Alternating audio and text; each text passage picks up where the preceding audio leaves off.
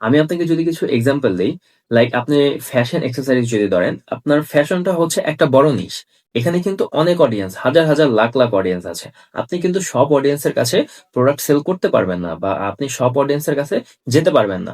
তো আপনার কি করতে হবে? আপনার ফ্যাশনটাকে এটাকে ভাগ করতে হবে। এটাকে ৩ টা ক্যাটেগরি বা ৪ টা ক্যাটেগরিতে আপনার ভাগ করে নিয়ে আসতে হবে। আপনি লাইক ফ্যাশন চুজ করলেন যে আপনি ফ্যাশন প্রোডাক্ট নিয়ে বিজনেস শুরু করবেন। তো ফ্যাশনের মধ্যে আপনার সাব ক্যাটেগরি কি থাকতে পারে? লাইক হচ্ছে ওমেন্স শুজ বা ওমেন স্লিপার। এটা কিন্তু আপনার ফ্যাশনের মধ্যে একটা ক্যাটাগরি। এটা কিন্তু একটা নিশ হয়ে গেল, একটা সাব নিশ হয়ে গেল। দেন আপনি কি করলেন? এই সাব নিশটাকে আরো ন্যারো ডাউন করলেন। তখন আপনি কি করলেন? আপনি অনলি হোম স্লিপার সেল করলেন। স্লিপার সাধারণত ২ ধরনের হয়। একটা হচ্ছে মানুষ ঘরে পড়ে, আরেকটা হচ্ছে বাহিরে পড়ে। সুতরাং আপনি যখন এই ক্যাটাগরিটাকে ডিভাইড করে ফেললেন, লাইক আপনি অনলি হোম স্লিপার সেল করলেন। কাদেরকে সেল করলেন? লাইক আপনি ১৮ থেকে ৩৫ বছর মানুষদের টার্গেট করলেন, অথবা আপনি ২০ থেকে ৪০ বছরের মানুষদের টার্গেট করলেন। তখন আপনার অডিয়েন্সটা কিন্তু আরো ন্যারো হয়ে গেল।